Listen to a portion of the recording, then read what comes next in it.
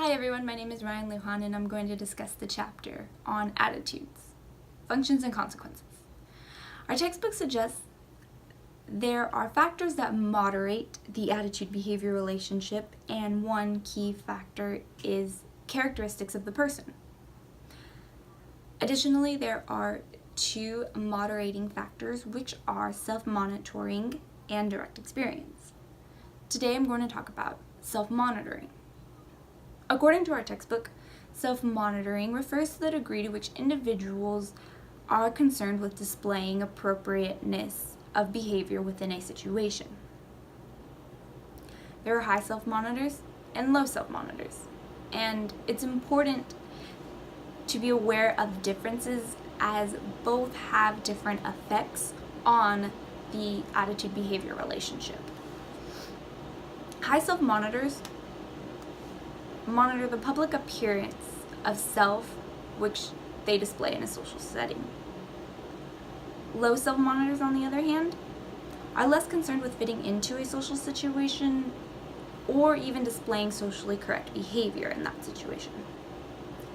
Now that I've explained the definitions, let's talk about how this relates to real life. Like I mentioned before, high self-monitors monitor the public appearances of self that they display in a social situation. I am 100% a high self-monitor. One particular example I'm going to discuss today relates to a situation that I encountered with my boyfriend in attending dinner with his parents. A while back, my boyfriend invited me to have dinner with his parents.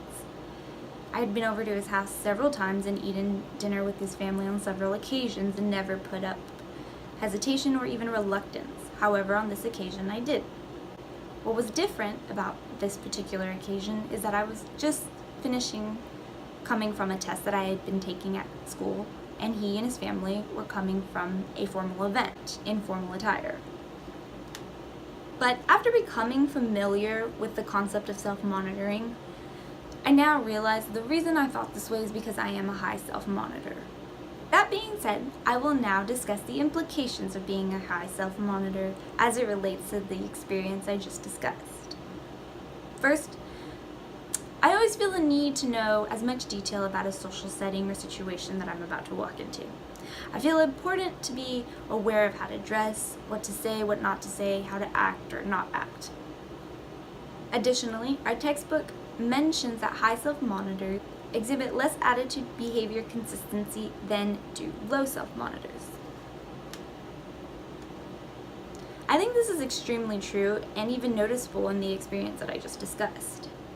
Since I believed and felt that I wasn't dressed appropriately for dinner because everyone else wasn't as dressed as casually as I was, the attitude and behaviors that I displayed that day were very inconsistent with those that I had displayed prior to that experience.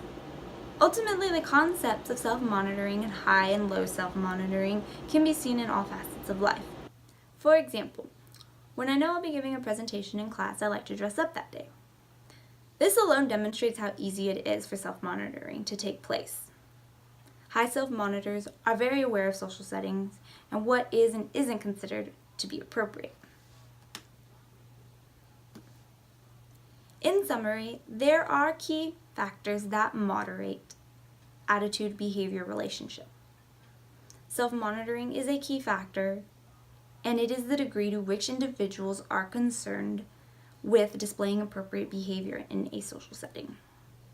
Additionally, there are high and low self-monitors, and our book tells us that high self-monitors display less attitude consistency than low self-monitors do.